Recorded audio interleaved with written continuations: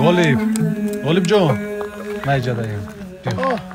چوکد غالب جان سعید جان اولا بای یک خدمت قلده اکا جان یک خدمت چی خدمت غالب جان 1000 سامونک در کار می سعید جان